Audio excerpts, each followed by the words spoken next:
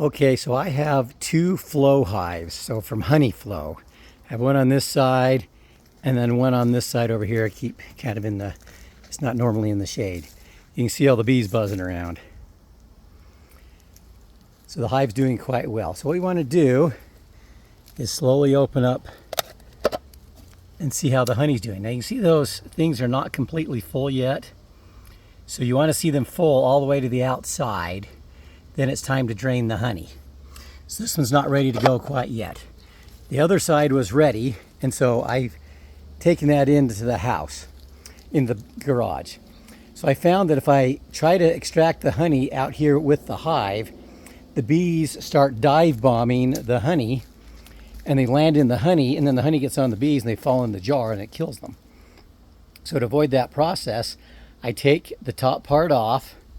I use a kind of a bee separator first, and then I'm going to bring it into the house. So, but all the bees don't leave.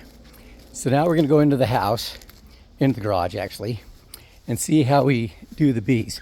So since there's still going to be bees inside the Flow Hive area, because they were in there making the honey, they don't seem to want to leave.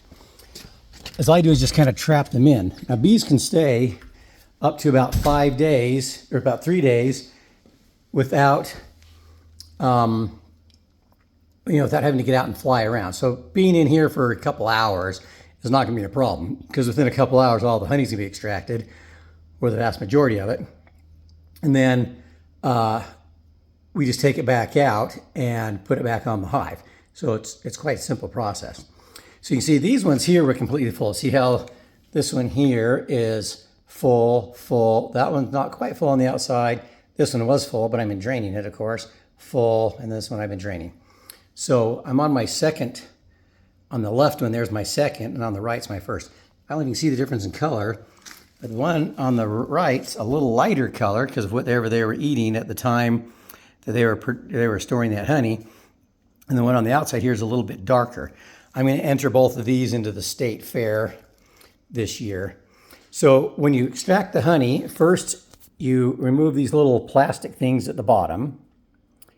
Then you have to remove the plastic thing at the top.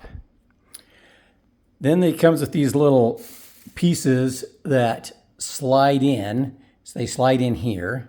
Make sure my honey's not getting overdone. And when they slide in, there's a little lip or an edge. So the edge looks like this. See, it's got the little lip on that left side over there. Okay, there's a hole right at the bottom. This goes into that hole in here. That keeps it from kind of falling out and turning and so forth.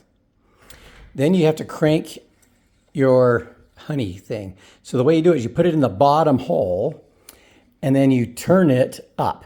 So by turning it up, you kind of go from side to side, back and forth like this until it kind of cracks open. And the cracking would, of course, be the wax cracking that the bees have put on there. Then it starts getting full down here. You can see the honey coming up to the top. Where over here, there's no honey. What it's doing is it's filling up a reservoir. So here it's like it's halfway up. But if it gets to the top, it'll start spilling over and coming out and spilling on your table and stuff. So you can't let it come out too fast. So if it drains too fast, it'll overflow and you'll lose honey.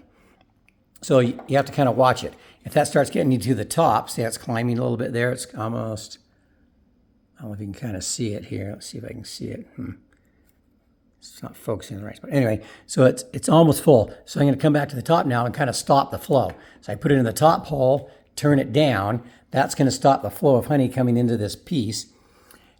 And you see that one's kind of now, this one, second one's over here is draining. You see it's halfway full. And you can kind of see that it's halfway marked. So I can do the same thing over here. I'm going to take it, crank it back up, left side, right side, left side, right side. Once you've done it, you can probably just do it from the middle. But the very first time, you don't want to break your unit. So that one's getting close to full. I can fill it up close to the top. So I want to get as much honey in a jar as I can. And then I'll switch the jars out. I even got some tall jars, as you can see, ready to go. So you can see now this one here is pretty much empty because all these tubes up here are empty. So then I'm going to come up to the top and I make sure I close it off.